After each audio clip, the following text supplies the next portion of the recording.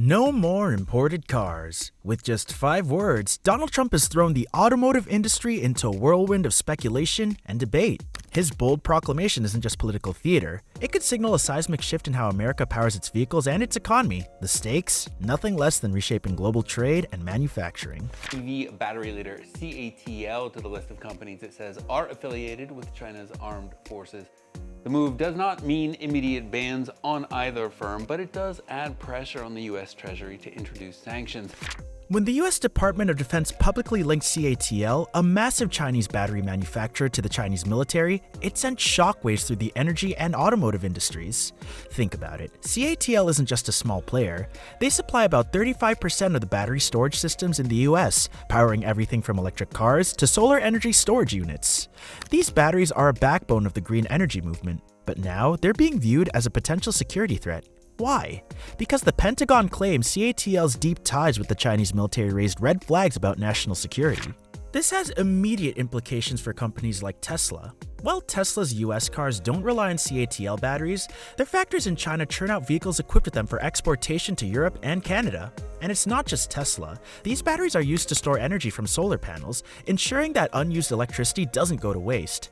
A ban or restriction on Catl products could throw a wrench in the works, not just for electric vehicles, but also for renewable energy projects across America. What's even more baffling is the inconsistency in the government's actions. While the Department of Defense has raised alarms, there aren't any immediate restrictions on Catl's operations in the US. It's like saying, "We're watching you closely," but then doing nothing about it.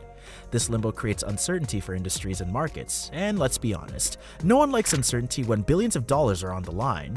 Moreover, the debate doesn't stop with Catl. It's a broader conversation about how reliant the US has become on foreign players for critical technologies. Batteries, especially for EVs and renewable energy systems, are just the tip of the iceberg.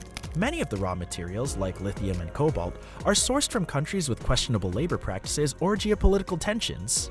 This reliance creates vulnerabilities that extend beyond the immediate security concerns. Imagine a future where a diplomatic fallout disrupts the supply of batteries. It's not just the auto industry that'll feel the heat. The cascading effects could ripple everything from energy grids to tech devices, leaving the US scrambling for alternatives. There isn't any actual immediate effects that being listed on this list from the Department of Defense will have. People can still do business with them. You can still contract with them. GM or other American car companies can still buy batteries from.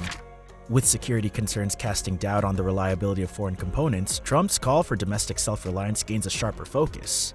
When Trump talks about no more imported cars, it's not just a catchy slogan, it's a call to arms for rebuilding the American automotive industry. At its core, this vision is about national security, economic independence, and bringing back manufacturing jobs to US soil. Trump has long argued that relying on foreign goods weakens the nation, and his latest push underscores the belief that domestic production is key to securing America's future. This isn't the first time he's tried to level the playing field. Remember the tariffs on Chinese goods during his presidency? Those moves were aimed at cutting America's dependence on foreign imports. And while they sparked trade wars, they also sent a message. America is done being a passive player in global economics. Now, with the rise of electric vehicles and the reliance on foreign-made batteries, the stakes are even higher. Trump's push to cut ties with companies like Catl is just the latest chapter in this saga. But let's be real here, it's easier said than done. Building a self-reliant automotive industry means creating entire supply chains from scratch. Batteries, for instance, aren't something you just whip up overnight. They require rare earth metals, specialized factories, and years of development. The US is playing catch-up in this area, and shifting production domestically could take years, if not decades, to fully realize. In the meantime, costs are likely to soar, and industries that rely on these components could face major disruptions. One thing that makes this vision so tricky is the sheer scale of investment needed. We're not just talking about a few factories here and there. To truly compete, the US would need a coordinated effort involving government subsidies, private sector innovation, and academic research. It's a monumental task that requires long-term commitment for all stakeholders. And let's not forget the consumer side of things. Even if the industry manages to produce everything domestically, will American buyers be willing to pay the premium for locally made products? If prices rise too much, it might push people to hold on to their older cars longer, slowing down the market's growth. While the vision of an independent US automotive sector is ambitious, the practical challenges extend to industries far beyond car manufacturing. Trump's bold move to curb imports could reshape the American auto industry, but the ripple effects are both promising and challenging. For domestic manufacturers like Ford and GM, this is a golden opportunity. If foreign competition is curtailed, they could see a resurgence in demand for locally produced vehicles. Even startups focusing on innovative technologies stand to benefit, as the policy would encourage investment in domestic supply chains and infrastructure. This could be the kind of jolt the American manufacturing sector needs.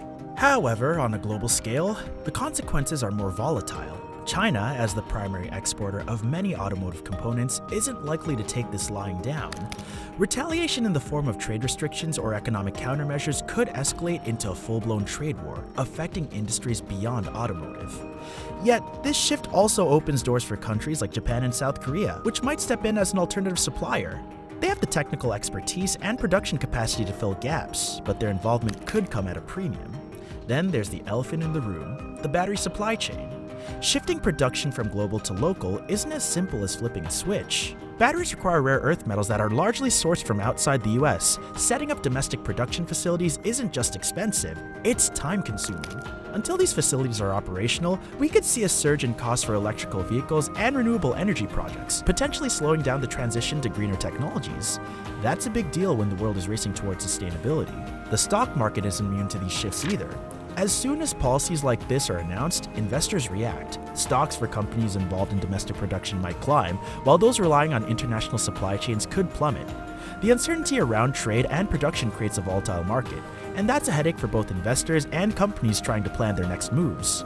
With industries and economies reeling from potential changes, consumers will be the ultimate barometer of the policy's success or failure. For the average driver, the prospect of reshaping the auto industry might sound exciting until you look at the price tag.